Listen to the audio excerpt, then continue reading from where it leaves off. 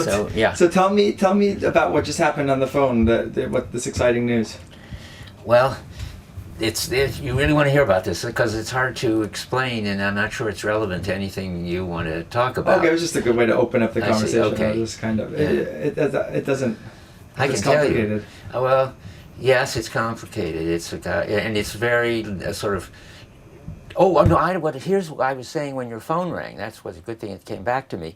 I can talk about jazz because there's a very interesting book called Ways of the Hand by David Sudnow. I don't like David Sudnow, but I like the book a lot, and I'm the one who got it published way back, and then by Harvard, and it got a lot of very good reviews, and then it. Hold on.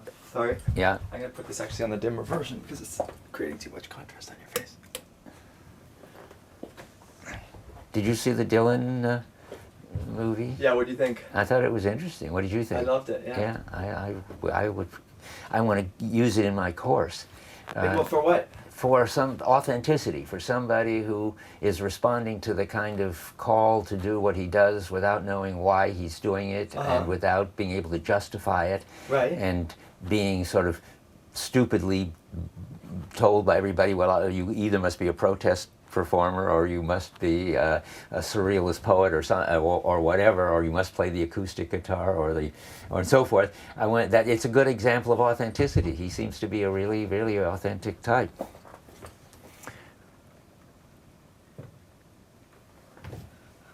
Definitely, and he made intelligible what the whole culture was feeling at the time, probably. Right, exactly, without meaning to or knowing that he was or being able to say anything that he didn't say in his music, because he's pretty inarticulate about what he's doing or what the culture is doing when he's not writing his music. It's true, the contrast is amazing. Yeah. How he can write poetry so well but can't speak. All right, what's like, yeah, I know, Terry Malick writes good movies, but he can't say a word about them. So can you talk a little bit about that? How? Wait, but let me finish. Yeah, go ahead. I want to talk about what's in Ways of the Hand because it's okay. Is that what you were going to say? Go ahead. Yeah. What's interesting about this book is it's really the phenomenology about what happens when you become an expert and how it happens in your body, and it's really. He starts out to become a jazz improviser, and he becomes a professional, actual, making records and playing gigs, a jazz performer from scratch, and he sort of catalogs what's happening as he does it, and he talks about how first he's reaching for the notes or for the keys, for the notes maybe, and then for the keys I ought to really reread it if I'm going to talk about it, and then reaching for the sound, and then it's not as if he were reaching for anything, it's all in his hands, and his hands go where the sounds are, and in the end, of the book, he's just looking down at his hands who have this amazing capacity now to improvise jazz, and it's a great account of how it all finally gets outside of being anything mental at all. Now, I was trying to explain to somebody the concept of our film, and I wasn't being very articulate about it, and she said, "Oh, so it's just about improvisation." Ah. And so can you explain a little bit the difference between, I mean, I wonder if this brings in Nietzsche and the difference between constant improvisation versus no, I guess it has nothing to do with that. But just to say quickly, it's an accident about this book that it's about improvisation. It could have been about being a performer who was performing on the piano or the violin, something written by Bach or Mozart, because they would be improvising too, but in a different sense. I mean, they are playing it each time in a different way, and if they're really good, presumably in a way that's so innovative and appropriate and probably responding to the way the audience is responding if there is an audience. So everybody who's got this kind of expertise is going to respond to the unique situation, and I think I may have said this before, do the appropriate thing at the appropriate time in the appropriate way, as Aristotle puts it, and that's mastery. Well, that's expertise in my terminology. If you have to be a master, you have to transform things like Dylan, where folk music becomes something different, and protest music becomes something different, and poetry becomes something different. That's beyond improvisation or expertise. Now, does improvisation though fit somewhere in this scale, or is it just? I mean, is there a difference between somebody who's a potter and just doing what they're doing very, very well, and somebody who's actually improvising and inventing something on the spot? Well, I don't think so. I mean, or at least, unless you mean doing something very well, doing it competently, doing it in a standard, routine, but very competent way. That would be one level. And the next level would be not competent but expert, and experts are always improvising and taking account of the material. In this case, if it was a potter, they would be taking account of just exactly what kind of clay it was and how moist it was and what the temperature outside in the room was, and without thinking about it, of course. But they would be responding to that unique pot, and that's always going to be not just routine, standard way of doing it. That's what makes them experts and interesting artists. But they still wouldn't be innovating. I guess improvising might be a good way to distinguish it from innovating. The expert is always improvising because you've got to always respond to that particular, whatever it is you're working with. But innovation I think of as transforming the game. So you'd be making pots that would be different sort of pots and probably would be considered ugly or useless or grotesque pots at first. But then people would say, oh yes, that's a way to do it too. Like, can you say Picasso making cubism? I mean, and so we need to distinguish people who are just sort of ordinary artists, people who are terrific artists but still not changing things, to, like my favorite Cézanne up there, doing something that is reinventing painting. And so let's go through, because we haven't done it systematically. Can you give your story about how skills are learned? Yeah. And how that is distinguished from the way the tradition thinks that skills are learned, and the way you overturn that. Right. Okay. Yes. We really, to see these distinctions, we should really just systematically look at what stages somebody goes through in acquiring a skill, and this is something that I didn't work out. Really, my brother Stuart worked it out, but I now see that it's something that was implicit in the phenomenology I was getting from Heidegger and Merleau-Ponty. But it's so hard to see it because the tradition has so misunderstood skill and expertise and covered it up, that I think it helps to be somebody like my brother, who was an engineer, applied mathematician, didn't read any philosophy, never had, and could just ask himself sort of, well, what happens when you acquire a skill? And sort of ask himself out of the blue. Somebody just came to my door one day, and there was a lieutenant, I guess he was, in the Air Force named Jack Thorpe, who had read my book on what computers can't do, and he sort of sensed that there was already something in it about skills that he wanted, that was important, because in the Air Force, pilots have to learn the skill of what to do in emergencies. And since from Plato on, people have all thought that knowing a skill is knowing rules for what to do in that domain. The Air Force prints in boldface type the rules that at every point the pilot should be following in an emergency, and it's called boldface. And this guy wanted to overturn it. He wanted to say, no, that's not it. You can't see whether they're good at experts at responding to emergencies by asking them whether they have learned the rules. And the Air Force tests them every few months, apparently, to see whether they still remember the rules. That's not anything. He was saying, put them in simulators and let them get experience with simulated emergencies until they can cope with them. And he thought rightly that I would agree with him.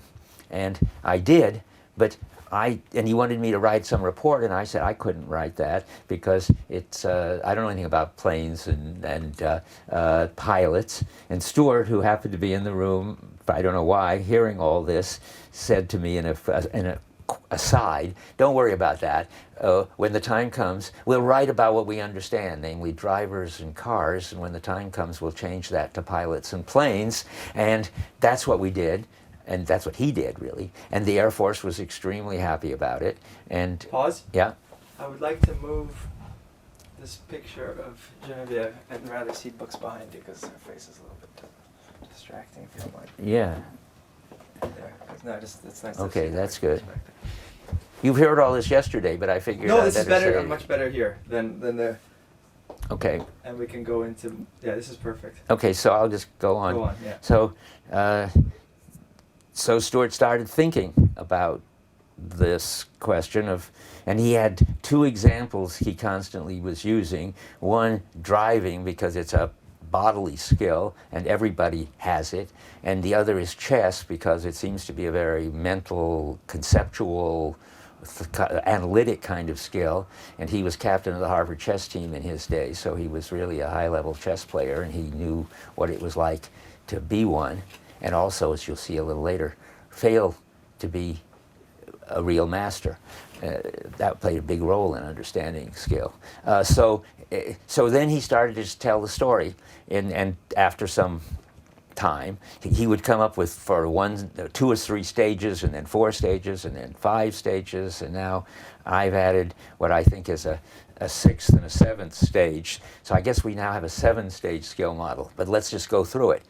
If you're a grown-up learning a new skill, then you need to be given some rules for how to start getting experience in that domain.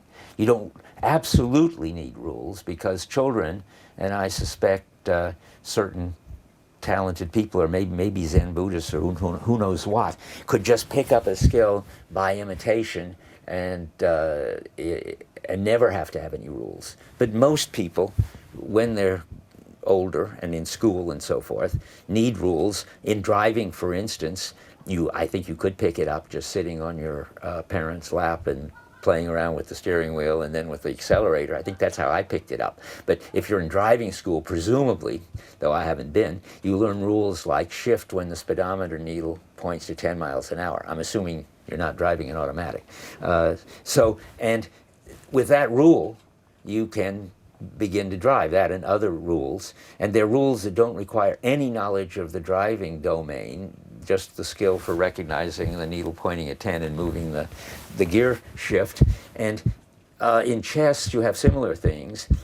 Everybody, I think, has to learn chess by rules. I don't think if you watched chess games with no explanation for years, you would understand what was going on. But anyway, that's not what happens. People are told the point is to checkmate the king, and the pieces have various power. The pawn's got, we'll call it powerful 1, and the castle has a power of 5, and the queen has a power of 9. And you've given the rule, exchange if you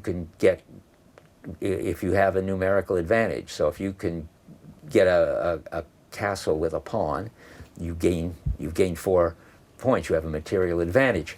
So then you go around attacking other pieces and trying to capture them, and that's where you start. That's a beginner. Of course, it doesn't work very well. If you, in a car, if you always shift it when you get to 10 miles an hour, you will stall on a hill or with a heavily loaded car. And in chess, if you always capture a piece that's more valuable than the piece that's going to get it, then you will be a victim of sacrifices in which the other person will let you take a piece and gain an advantage and not a point. So you got to learn something else besides rules. You've got to learn what we call maxims, whereas rules told you when you saw certain features like 10 miles an hour or pawns worth 1, do such and such. The maxims require that you already have enough experience to recognize not abstractable features, but situational aspects or aspects of the situation. It's easier to do this with examples. So in driving, you would learn to shift when the motor sounds like it's racing or straining. And you would have to become able to recognize racing and straining sounds, either by lots of experience of shifting when it's wrong, or by the instructor saying, listen, that's the way when it sounds like that, you should shift. But you've got to have experience to hear that. And then you will learn a rule finally, but it will be called a maxim, because I'm following a philosopher named Polanyi, but it doesn't matter. The maxim, as he defines it, requires experience in the domain, whereas the rule didn't. So the maxim says, shift up when the motor sounds like it's racing, and shift down when the motor sounds like it's straining. And that'll get you further. And in chess, you learn rules already, maxims, already beyond my chess playing, which is you could recognize things like unbalanced pawn structures and weakness on the king side. These are aspects of the whole situation. And then you can learn maxims like avoid an unbalanced pawn structure, attack a weakened king side, and that gets you from being a mere beginner to being an advanced beginner. But that's still pretty inferior. And what's wrong with that is that it's really very, very hard to keep track of all the features and aspects and rules and maxims and calculate like a computer what to do next. Computers are good at that. Computers can play grandmaster level chess and beat, like the way computers beat Kasparov, just by looking at immense numbers of moves in a million moves a second, so that they can calculate say 7 or 8 moves into the future, and so forth. And they don't need anything more of rules and features to do it. But we need something different, because chess masters can only look at 200 or 300 moves to make a move, not a million moves a second. They look at 1 billion moves before they make a move, a computer. Anyway, so what happens? Well, you have to learn to recognize what's important, what's relevant. That is, in driving, to switch to another example, if you're going on an off-ramp, you've got to pay attention to the bank of the road and whether it's raining or not, and the speed that you're going, for sure. And you don't have to pay attention to the comfort of the passengers or whether it's time to shift from one gear to another. That is, you're able to figure out what is important and pay attention to that. That's the next stage, which we call competent. Or in chess, you're able to see that, let's see if the rule, I don't know, I'll have to stop and think a minute. What do you do in chess when you see what's relevant? Hold on, while you think, Yeah. I'm going to make a little micro